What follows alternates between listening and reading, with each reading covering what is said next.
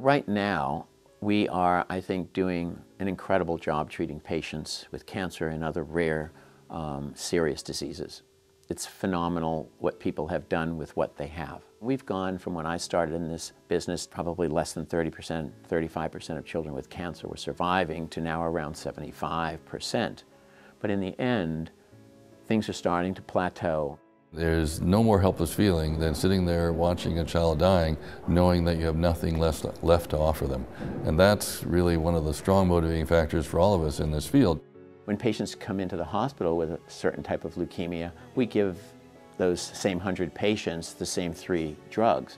Half of them will respond, half of them won't respond. We have an incredible challenge ahead of us. I think that molecular medicine will be a game changer. Molecular medicine in a nutshell goes by many names. Personalized medicine, precision medicine, molecular medicine. The underlying theme for it all, though, is to provide very specific genetic information that would guide therapy. Our genomes are all subtly different, and the tumors that unfortunately people get are all very unique in many ways, and therefore require therapies that are directed to that particular patient's tumor. Our goal here is to show that we can do this in real time for patients, that is, when they need the treatment, to have a way to analyze those data that not only helps us make decisions, but also get smarter with time. The ability to bring new drugs to these patients who are in quite desperate need of new therapies.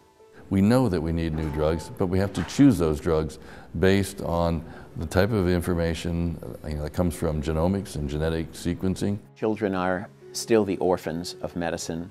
They usually get medications or drugs after adults. I've always said that children get sick just as fast, and in fact they die just as fast as adults with bad diseases or bad cancers, and therefore need to be able to have access to these kinds of new technologies just as much as adults do.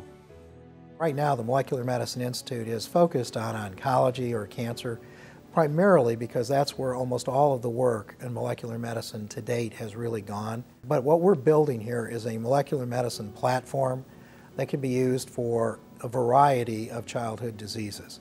One of the most exciting things about all of this is that what we're proposing to do here is what we all believe is going to become essentially universal in the practice of medicine.